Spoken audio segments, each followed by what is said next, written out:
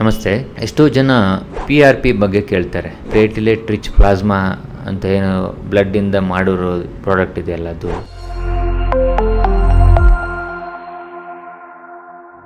First experience ಆಗಿದ್ದು ನಮ್ಮ ಅಮ್ಮನಿಂದ ಮತ್ತು ನನ್ನ ಫ್ರೆಂಡ್ ಒಬ್ಬರಿಂದ. ಅಮ್ಮಂಗೆ ತುಂಬ ಮಂಡಿ ನೋವು ಇದ್ದಾಗ ನಾವು ಒಂದ್ಸಲಿ ನನ್ನ ಫ್ರೆಂಡ್ ಸೋಮಣ್ಣ ಅಂತಿದ್ರು, ಅವರು ಇಟ್ಲಿಯಲ್ಲಿದ್ದಾಗ ಸ್ಪೋರ್ಟ್ಸ್ ಸ್ಪೆಷಾಲಿಟಿ ಮಾಡ್ಬೇಕಾದ್ರೆ ಇದ್ರ ಬಗ್ಗೆ ತಿಳ್ಕೊಂಡಾಗ ಅವ್ರು ಹೇಳಿದ್ರು ಇದನ್ನ ಒಂದು ಟ್ರೈ ಮಾಡ್ಬೋದು ಅಮ್ಮಂಗೆ. ನಮ್ಮ ಅಮ್ಮಂಗೂ ನೀ ರಿಪ್ಲೇಸ್ಮೆಂಟಿಗೆಲ್ಲ ಶೆಡ್ಯೂಲ್ ಮಾಡಿದ್ವಿ ನಾವು. 61 ವರ್ಷ ಆಯ್ತು. ಅಮ್ಮಂಗೆಲ್ಲ ಹೇಳಿದೆ, ಪ್ಲೇಟ್ಲೆಟ್ಸ್ ಅಂದರೆ ಬ್ಲಡ್ಡಿಂದ ಡಿರೈವ್ ಆಗಿರೋದು ಒಂದು ಕಣಗಳು. ಬ್ಲಡ್ ಅಲ್ಲಿ ತುಂಬಾ ಕಣಗಳಿರ್ತವೆ. ಪ್ಲೇಟ್ಲೆಟ್ಸ್ ಅನ್ನೋದು ಹೀಲಿಂಗ್ ಏಜೆಂಟ್ಸ್ ಅವೆಲ್ಲ ಒಂಥರ. ಇದನ್ನ ನಾವು ಸೆಪ್ರೇಟ್ ಮಾಡಿ ಪ್ರೊಸೆಸ್ ಮಾಡಿ ಆಕ್ಟಿವೇಟ್ ಮಾಡಿ ಸ್ಟೆರೈಲ್ ಪ್ರಿಕಾಷನ್ಸ್ ಅಲ್ಲಿ ಮಂಡಿಗೆ ಕೊಡೋದೇ platelet rich plasma injection ಮಂಡಿಗೆ.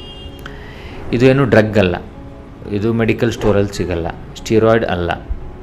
So ಇದೆಲ್ಲ ಎಷ್ಟೋ ಜನ ಕೇಳ್ತಾ ಇರ್ತಾರೆ, ಯಾಕಂದರೆ ಇದು ಮ್ಯಾಕ್ಸಿಮಮ್ ನಾವು ಕೊಡೋದು ನಮ್ಮ ಹಳ್ಳಿಯಲ್ಲಿ. ಸೊ ಅದಕ್ಕೋಸ್ಕರ ಇನ್ಫಾರ್ಮೇಷನ್ ಮತ್ತು ವಿಡಿಯೋ ಮಾಡ್ತಾ ಇರೋದು, ಸೊ ದಟ್ ಎಲ್ಲರಿಗೂ ಒಂದು ಲೆವೆಲ್ಗೆ ಅರ್ಥ ಆಗಿರಲಿ ಅಂತ. ಬಿಕಾಸ್ ಎಷ್ಟೋ ಟೈಮಲ್ಲಿ ನಾವು ಒಂದು 30-40 ಪೇಷಂಟ್ ನೋಡ್ಬೇಕಾದ್ರೆ ಇಷ್ಟೊಂದು ಇನ್ಫಾರ್ಮೇಷನ್ ಕೊಡೋಕ್ಕಾಗಲ್ಲ. ಸೊ ಈ ಪ್ಲೇಟ್ಲೆಟ್ಸ್ನ ತೊಗೊಂಡಾಗ ಇದು ಎಲ್ಲೆಲ್ಲಿ ಡ್ಯಾಮೇಜ್ ಆಗಿದೆ, ಎಲ್ಲೆಲ್ಲಿ ಇಂಜುರಿ ಆಗಿದೆ ಅಲ್ಲಿ ಹೋಗ್ಬಿಟ್ಟು ಅದನ್ನ ಹೀಲಿಂಗ್ ಮಾಡುತ್ತೆ.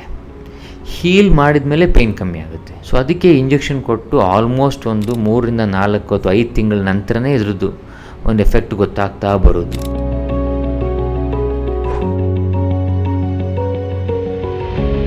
ಎಷ್ಟು ಇಂಜೆಕ್ಷನ್ ತೊಗೋಬೇಕು? ನಮ್ಮ ಅಮ್ಮಂಗೆ ಕೊಟ್ಟು ಈ ಸ್ಟೋರಿ ಹೇಗೆ ಹೇಳಬೇಕು ಅಂದರೆ, ನಮ್ಮ ಅಮ್ಮಂಗೆ 60 ಇದ್ದಾಗ ನಾವು ಸ್ಟಾರ್ಟ್ ಮಾಡಿದ್ದು, ಟ್ರೈ ಮಾಡಿದ್ವಿ ಫಸ್ಟ್ ಟೈಮ್ ತುಂಬ ನೋವಾಗಿತ್ತು ಅವ್ರಿಗೆಲ್ಲ. ನೋಡ್ರೆ ಅದು ಪ್ರೊಸೆಸ್ಸೇ ಹಾಗೆ, ಇನ್ಫ್ಲಮೇಷನ್ ಕ್ರಿಯೇಟ್ ಮಾಡುತ್ತೆ ಅದು.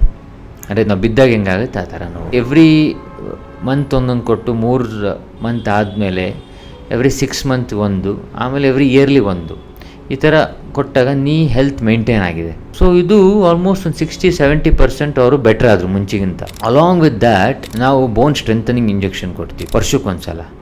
2 ವರ್ಷ ಕೊಟ್ಬಿಟ್ಟು 1-2 ವರ್ಷ ಬ್ರೇಕ್ ತೊಗೊಂಡು ಆ ಥರ ಕೊಡೋದು. ಸೊ ಅವಾಗ bone strengthening plus multi vitamin injections, vitamin ಸ್ವಲ್ಪ ಬೂಸ್ಟಪ್ ಮಾಡಬೇಕು, because most food is nutritionally deficient. So ಇವೆಲ್ಲ ಮಾಡೋದ್ರಿಂದ ಒಂದು ಮಂಡಿ ಹೆಲ್ತ್ ಇರ್ಬೋದು, ಒಂದು ಬಾಡಿ ಹೆಲ್ತ್ ಇಂಪ್ರೂವ್ ಆಗುತ್ತೆ. ಸೊ ಅಬೌವ್ 60-65 ಯಾವಾಗಲೂ ನೋವು, ಇದು ಪೂಜೆ ಮಾಡೋಕ್ಕಾಗಲ್ಲ, ಹಬ್ಬ ಮಾಡಲಿಕ್ಕಾಗಲ್ಲ, ಮದುವೆ ಹೋಗ್ಲಿಕ್ಕಾಗಲ್ಲ, ಮನೆ ಕೆಲಸ ಮಾಡಲಿಕ್ಕಾಗಲ್ಲ ಅಂತ ಯಾವಾಗ ನಳ್ತಾ ಇರ್ತಾರಲ್ಲ, ನನ್ನ ಪ್ರಕಾರ ಇದರಿಂದ ಆಲ್ಮೋಸ್ಟ್ ಒಂದು 10-15 years of good quality life definitely it is improve. ಈ ಪ್ಲೇಟ್ಲೆಟ್ಸ್ ಕೊಟ್ಟಾಗ 1-2 ದಿನ ಸ್ವಲ್ಪ ಊತ, ಸ್ವಲ್ಪ ಮಟ್ಟಿಗೆ, ಆ್ಯಂಡ್ ಸ್ವಲ್ಪ ಕೆಂಪಾಗೋದು, ಸ್ವಲ್ಪ ಸೋರ್ ಅಂತೀವಿ, ಉರಿ ನೋವು ಆ ಥರ ಇರುತ್ತೆ.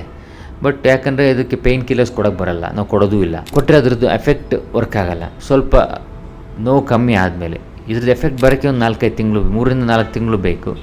ಬಟ್ ಫಸ್ಟ್ ಇಂಜೆಕ್ಷನ್ ಕೊಟ್ಟು 1 ವಾರ 10 ದಿನಕ್ಕೆ ಪೇಯ್ನ್ ಕಮ್ಮಿ ಆದಮೇಲೆ ಸ್ವಲ್ಪ ಯೋಗ, ಸ್ವಲ್ಪ ಎಕ್ಸಸೈಸಸ್ಸು, ಫಿಸಿಯೋಥೆರಪಿ ತೊಗೊಂಡ್ರೆ ಇಟ್ ವಿಲ್ ಡೆಫಿನೆಟ್ಲಿ ನೀದು ಹೆಲ್ತ್ ಇದೆಲ್ಲ ಇಂಪ್ರೂವ್ ಆದಂಗೆ ಅವ್ರು ನಡೆಯೋಕ್ಕೆ ಆರಾಮ ಅನಿಸುತ್ತೆ, ಪೇಯ್ನ್ ಕಮ್ಮಿ ಆಗುತ್ತೆ. So PRP with vitamins, injections plus ಸ್ವಲ್ಪ ಎಕ್ಸಸೈಸಸ್, ಇವು 3 ಮಾಡಿದರೆ ಡೆಫಿನೆಟ್ಲಿ ಒಂದು ಮಂಡಿಗೆ ಮರುಜೀವ ಕೊಟ್ಟಂಗೆ ಆಗುತ್ತೆ. ಇದು ನಮ್ಮ ಮೇನ್ ವರ್ಕ್ ಏನಲ್ಲ, ಬಟ್ ನಮಗಿದು ಎಕ್ಸ್ಪೋಸ್ ಆದಾಗಿಂದ ಒಂದು ಅಟ್ಲೀಸ್ಟ್ 1,000-1,500 ಜನ ಕೊಟ್ಟಿರ್ಬೋದು ನಾವು ಆಲ್ರೆಡಿ. ಮೇನ್ಲಿ ನಮ್ಮ ಹಳ್ಳಿಲೇ ಕೊಡೋದು, ನಮ್ಮ ಮಷೀನಲ್ಲಿ ಇಟ್ಬಿಟ್ಟಿದ್ದೀವಿ ನಾವು ನಮ್ಮ ಆರೋಗ್ಯ ಕೇಂದ್ರ, ಕನ್ಸನಕಟ್ಟೆ ಆರೋಗ್ಯ ಕೇಂದ್ರದಲ್ಲಿ.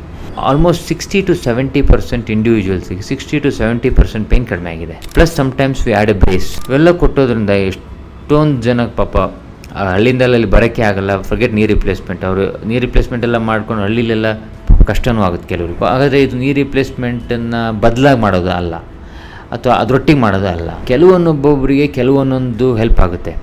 ಅದು ಯಾವ ಪೇಷಂಟಿಗೆ ಹೆಲ್ಪ್ ಆಗುತ್ತೆ ಅನ್ನೋದು ಪೇಷಂಟು ಡಾಕ್ಟ್ರು ಕೂತ್ಕೊಂಡು ಕರೆಕ್ಟಾಗಿ ಡಿಸ್ಕಸ್ ಮಾಡಿಬಿಟ್ಟು ಇದನ್ನು ತೀರ್ಮಾನ ತೊಗೋಬೇಕು. ಅಕಸ್ಮಾತ್ ಡೌಟ್ ಇದೆ, ನನಗೇನು ಇದ್ರ ಬಗ್ಗೆ ಅರ್ಥ ಆಗ್ತಿಲ್ಲ ಅಂದರೆ ಅದ್ರ ಬಗ್ಗೆ ತಿಳ್ಕೊಬೇಕು. ಸುಮಾರು ವೆಬ್ಸೈಟ್ಸಲ್ಲಿ, ಸುಮಾರು ಯೂಟ್ಯೂಬಲ್ಲೆಲ್ಲ ಇದ್ರ ಬಗ್ಗೆ ಇದೆ.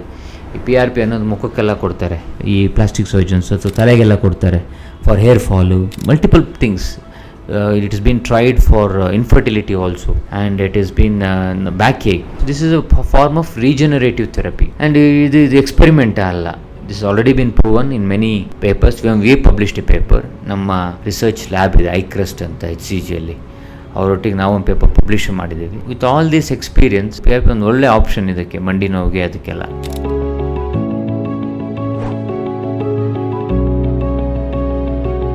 PRP ತೊಗೊಂಡ್ಮೇಲೆ ಹೇಗೆ ತೊಗೊಂಡು ಒಂದು 3 ದಿನ ರೆಸ್ಟ್ ಮಾಡಿ, ನಾನು ಹೇಳ್ದಂಗೆ ಸ್ವಲ್ಪ ಐಸ್ ಪ್ಯಾಕ್ಸ್ ಎಲ್ಲ ಹಾಕೋಬೇಕು. ಫ್ರಿಜ್ಜಲ್ಲಿರೋ ತಣ್ಣೀರಿಗೆ ಬಟ್ಟೆ ಹಿಂಡ್ಬಿಟ್ಟು ಕಟ್ಕೋಬೇಕು. ಸೊ ಸೊ ಇನ್ಫ್ಲಮೇಷನ್ ಕಡಿಮೆ ಆಗುತ್ತೆ and help in reducing the soreness. ಒಂದು 3 ದಿನ ಮಾಡಿಕೊಂಡು ಸ್ವಲ್ಪ ಎಕ್ಸಸೈಸಸ್ ಎಲ್ಲ ಮಾಡಿದ್ರೆ ಇಂಪ್ರೂವ್ ಅ ಲಾಟ್. ಅದು PRP ಬಗ್ಗೆ ಒಂದು ಇನ್ಫಾರ್ಮೇಷನ್.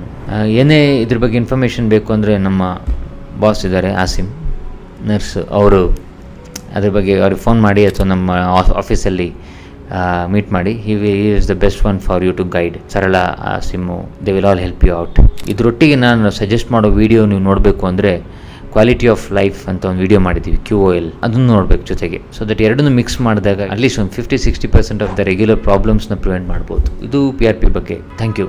ನಮಸ್ತೆ.